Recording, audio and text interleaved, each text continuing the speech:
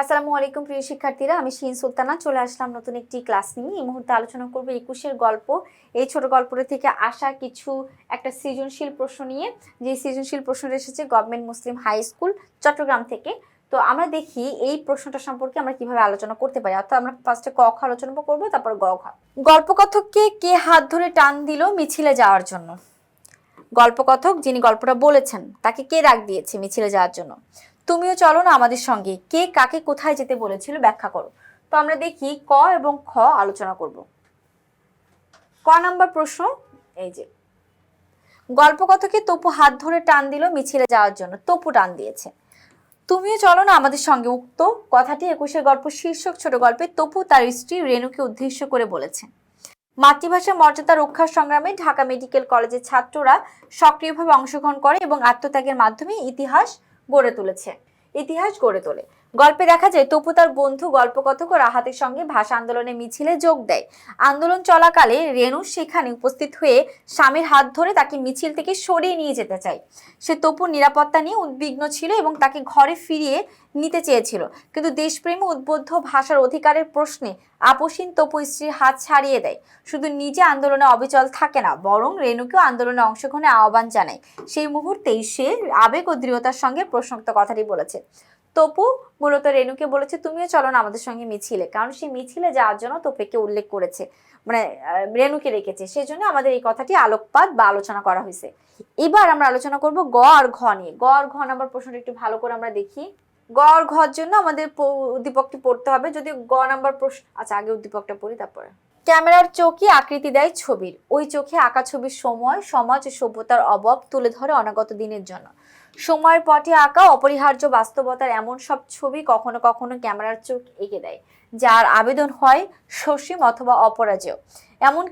এমনই এক ছবি আঁকা হয়েছিল বৈষম্য বিরোধী ছাত্র আন্দোলনে অসীম সাহসে বুক চিতিয়ে দেওয়া বেগম রোকেয়া বিশ্ববিদ্যালয়ের ছাত্র আবু সাইদের, যার বুকের পাঁজর ভেদ করে বেরিয়ে গিয়েছিল হনান্তর বুলেট। ওই নির্মম নিষ্ঠুর বুলেটে আবু সাইদের বুক বিদর্ণ, নিষ্প্রাণ, নিথর দেহ মাটিতে লুটিয়ে পড়ে। সত্যি কাব্যময়, তবে ক্যামেরার চোখ ঠিকই লিখে রাখে এক অপরাজয় ইতিহাস। আমরা সবাই 2024 সালের ঘটনার কথা আমরা জানি যে আবু সাইদ, আমরা এখন তো ডিজিটাল যুগ, ক্যামেরায়, মোবাইলে, ল্যাপটপে আমরা এই ছবিগুলো সবাই দেখেছি, কিভাবে বেগম রোকেয়া বিশ্ববিদ্যালয়ের ছাত্র আবু সাইদ সে পুলিশের গুলিতে মারা গিয়েছিল এবং বুক পেতেছিল। সে অবশ্যই দেশের জন্য সাহসিকতায় দেখিয়েছে, নিজের জীবন সে শেষ করে দিবে, এরকম ঘটনার সঙ্গে আমরা সবাই পরিচিত। তো উদ্দীপকটা অনেক পরিচিত এবং আমরা আমাদের সমসাময়িক সময়ে খুবই সচক্ষে দেখেছি, তার মানে অবশ্যই আমরা এখান থেকে গ ঘ লিখতে পারবো।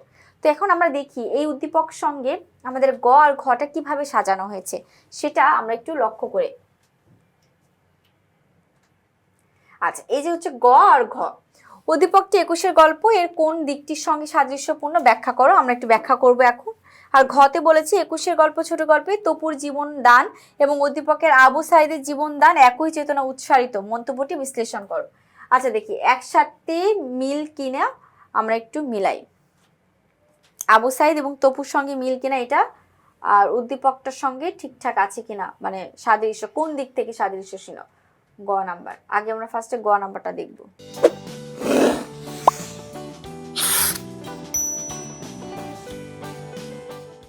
উদ্দীপকের বক্তব্যের সঙ্গে 21-এর গল্প এর তপুর আত্মদানের ঘটনার স্পষ্ট সাদৃশ্য লক্ষ্য করা যায়। 21-এর গল্প ছোট গল্পটিতে তপু একজন সচেতন ও প্রতিবাদী তরুণ।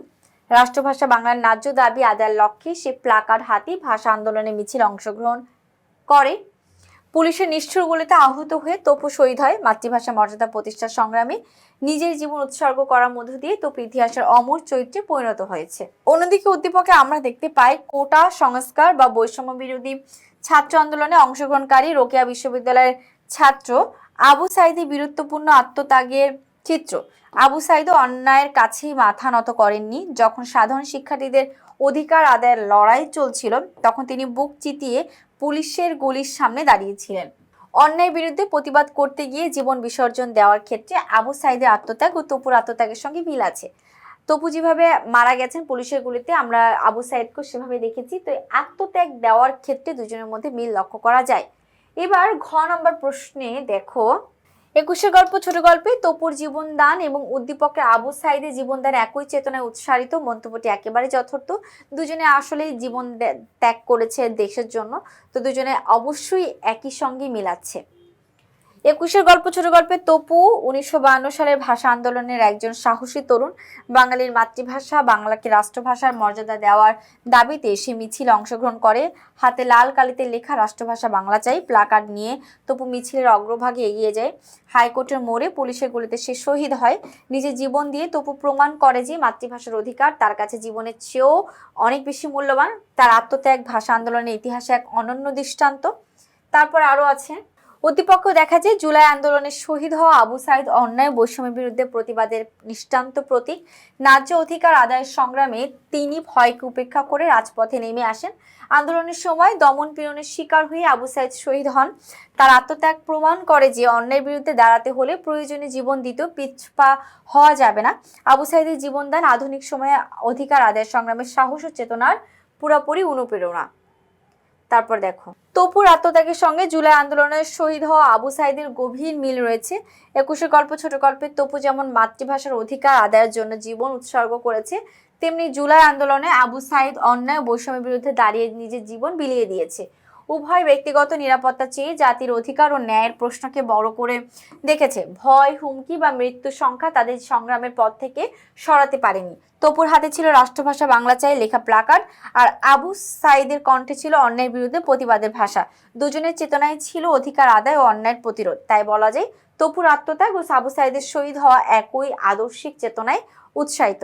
খুবই সহজ প্রশ্ন, খুবই সহজভাবে লেখা। তপু যেমন দেশপ্রেম বা ভাষার জন্য মারা গেছেন, উদ্দীপকে আবু সাইদও নিজের দেশকে সুন্দর করার জন্য সেও কিন্তু বুক পেতে দিয়েছেন। এইভাবে আমরা বলতে পারি সহজ করে সুন্দর করে লেখা। এখন আমরা অবশ্যই এইগুলা পড়ার পাশাপাশি আমাদের যে পাঠ্য বইটা আছে, মূল পাঠ্য বইটা, সেটা একটু বেশি ভালো করে পড়বো। আর প্রত্যেকটা টপিক বা প্রত্যেকটা গল্প বেসিক জানার ট্রাই করবো, তাহলে যেখান থেকে সৃজনশীল আসুক না কেন সেখানে আমরা ভালো করে পড়তে পারবো। তো আজকে এই পর্যন্তই। পরবর্তী পর্ব নিয়ে খুব দ্রুতই হাজির হব। আল্লাহ হাফিজ, আসসালামু আলাইকুম।